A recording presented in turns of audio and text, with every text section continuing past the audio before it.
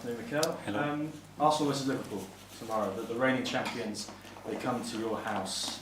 What is the mood around the training ground, the coaching staff, the players, yourself? I was very excited. A massive game against obviously the champions of the last Premier League, and yeah, we have a point to prove. We're gonna have our crowd, our supporters, very early before 8 o'clock. Everybody there, creating an amazing atmosphere, and looking forward to it.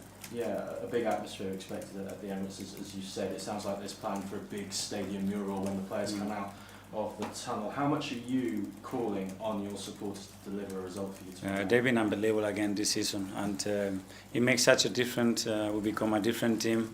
The level of energy, commitment, confidence, desire that we can show in every action is transmitted by them, and we need them tomorrow in every ball. Yeah, can I ask for a bit of team news? Ricardo Calafiori and Christian Mosquera, they're out against Bournemouth. Are they close to being back? No, they're out again. When can we see them back? What stage are they at? I think pretty soon they have to go to the last stage of the rehab, and if everything goes well, hopefully very soon they will be available for selection. Yeah, and just finally for me, this is the first time we're hearing from you since Ruben Amorim left his job as Manchester United head coach. Now, Sir Jim Ratcliffe actually used Arsenal standing by you as an example, as a reason why Amorim should get 3 years in charge, and obviously he didn't get that time. So what does that say about the support and the trust that the club put in you during the first difficult 12 to 18 months during the time? Yeah, I can only talk about what I have experienced, and it's always sad to see a colleague losing his job, obviously. We know where we are, and yeah, I think you need support from ownership, and support from your staff, from players. At the end of the game, you need to win a lot of football matches if you want to stay in the job, and that's the reality and the nature of our job. Good luck, sir. Thank you. Good afternoon, Mikel. You mentioned there being a point to prove when you play Liverpool. Is that sort of a case of the fact that they beat you narrowly in that game back in August, or more to do with the fact that you are leading the table at the moment, and that's, you know, a statement if you were to beat the champions? Yes, I mean, we are top of the table. We play at home against a really, really good opponent, and we want to maintain our position. And in order to do that, we're gonna have to be excellent throughout the game to deserve to win the game, and that's the point we have to prove. Arne Slot said this morning that he feels that this is the best Arsenal side that there has been in the last couple of years. It seems like an obvious question because you are leading the league by 6 points, but do you feel this is the best Arsenal team that you've assembled and developed, and if so, what makes this team so special? I don't know. I don't like really comparing, and I think every week the team is different because the players available are different, the position is different. So, yeah, maintain a lot of the great things that the team is doing, the individuals are doing, and consistency is going to be the key to that. And we know the difficulty of every game, and we are approaching that with a lot of excitement, understanding where we are, and with a huge desire that we have to achieve what we want to do in May. They're on a 9-game unbeaten run, Liverpool. Obviously, they had that good start to the season where they were winning games, but you know, quite narrowly in a lot of the matches. Obviously, they are unbeaten, but perhaps they're not playing their best football. So how do you view the Liverpool side that you're going to be taking on tomorrow? Well, the margins, I think, for all of us are very small. We always talk about that, and yeah, they have a great manager. They have a sensational structure, understanding what they have to do in relation to the players that they select tomorrow in the lineup. They can play in different ways because at the end, those will make them a little bit different and more specific to what we can expect tomorrow. And we have to be conscious of that and then focus on what we have to do. Alex BBC. Hi. Can I just ask about Kai Havertz? He was on the bench against Aston Villa, but then not against Bournemouth. How is he getting on with his rehab and return to play? Yeah, we are monitoring. Obviously, his load has been out for a long time for 2 different reasons, and yeah, he's very close. He trained this morning again, and hopefully we're going to have him available and the best version of Kai very soon. You had good wins in matches against Newcastle away from home, West Ham at home, and Brighton as well. Teams you dropped points against last season. Drew against Liverpool at home, a game you probably should have won last season as well. Is it another chance to show the progression you've made this campaign? Yes, at the end we want to win every game, and the most important one is obviously tomorrow's, and we know what we have to do to beat them, and now we have to prove it on the pitch. Okay. Chris Stevens from Arsenal. Hi Mikel. Leandro Trossard was voted Player of the Month for December recently. What's kind of been behind his fantastic form lately? Well, first of all, I think his level of understanding and consistency.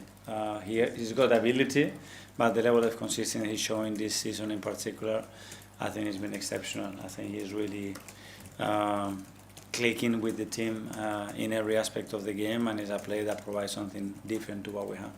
And you've spoken about the role that supporters will play tomorrow.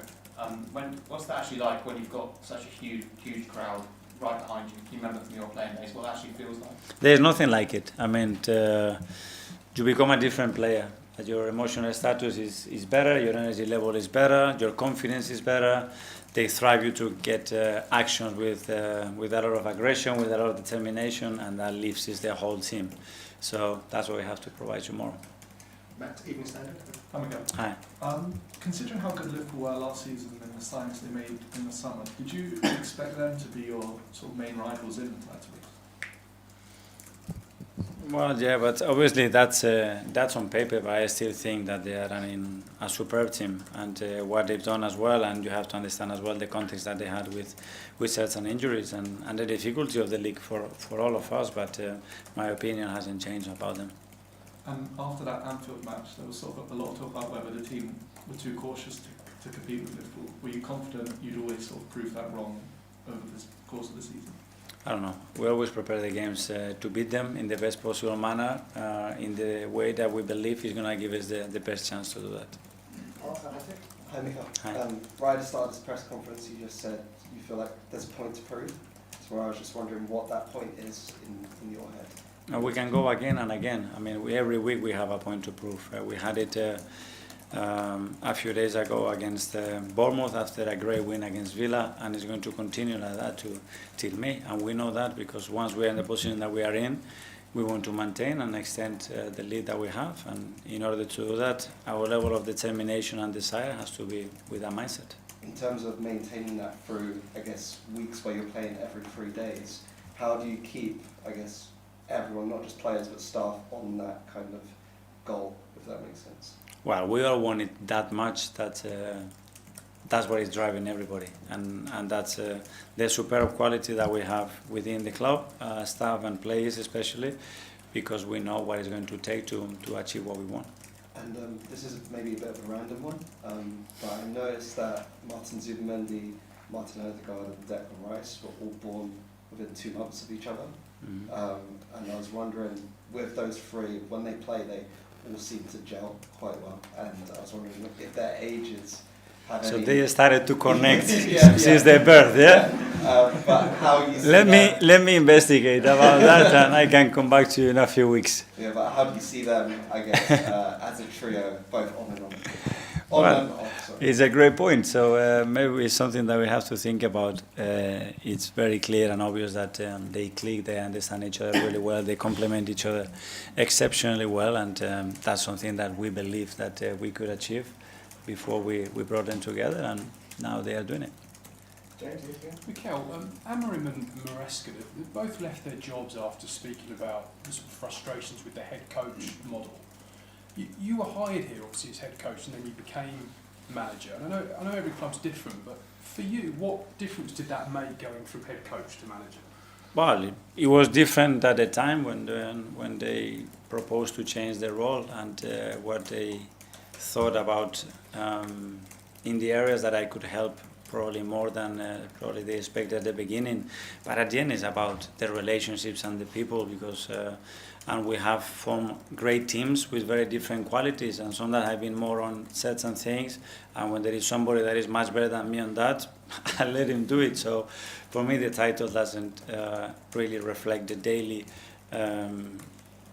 probably the way we operate daily. I think is more important the people, and then the morale within that people to really understand that, okay, let's give each other the things that it can master and make us much better, and the rest we just support that idea. That's it. Because it must have been a confidence boost for you, though, obviously in your first managerial role, to be given that extra responsibility. Yeah, because I didn't demand it, we didn't ask for it, and they believe it was the right thing to do. But again, since there, because we have to work with different people, with the changes that we had in recent years, I think when you have a leader, which is ownership, in this case Stan and George that is very close to that, with very clear alignment to all of us, what he wants to do, how he wants to achieve it, that creates that space for everybody. I think it's very easy to work like this. James, CBS? I know it's been mentioned already, but going back to that game at Anfield, it felt like the reaction at the time was so immediate and visceral in terms of your perceived style. Have you looked back on that game and what did you sort of take away from it, and what do you think maybe the broader conversation got wrong? No. I mean, your opinion, people are entitled to their opinions.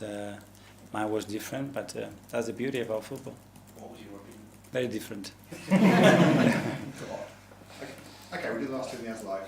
Charles, goal? Hi, Mikel. We saw another brilliant finish from Gabriel at Bournemouth. He's now just 2 goals behind your old teammate, Laura Koscielny, in terms of record goal scorer for a defender in the Premier League for Arsenal. I'm sure you expect him to break that record pretty soon, probably, the rate he scores at. But what is it that sort of, do you think, that sets him apart from pretty much all other defenders at the moment when it comes to the art of goal scoring in the opposition box? Desire to score, and then the amount of work that he puts in, and attention and detail to get himself in the best possible positions to do that and to execute what the game and especially certain actions are going to demand of him.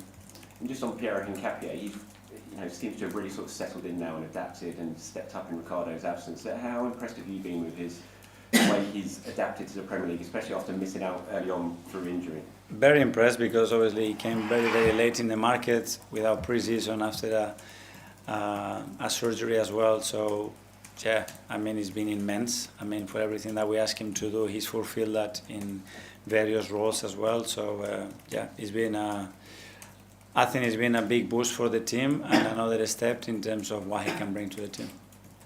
Phil? Hi, Mikel. Hi. This group of players have got more points than the Invincibles managed after 20 games, more points, more goals. Obviously, you've been here a long time as a player and as a manager. Do you think that this group that you have is as good as the Invincibles, if not better? No, because the Invincibles won a lot and they won consistently, and they created a history and legacy, and we have to do that. But when you speak to the players, is that sort of, are they ever mentioned? Because obviously they're legends of the club, and obviously. No, obviously there is a lot of stats, but in the last 2-3 years as well, we had stats and more points and more goals in the history of that. But at the end, we have to translate that to major trophies and what we want to do. And probably now what we are doing, it would have been enough, but now it's not enough, and we have to make it the margins even bigger, and that's what we have to aim.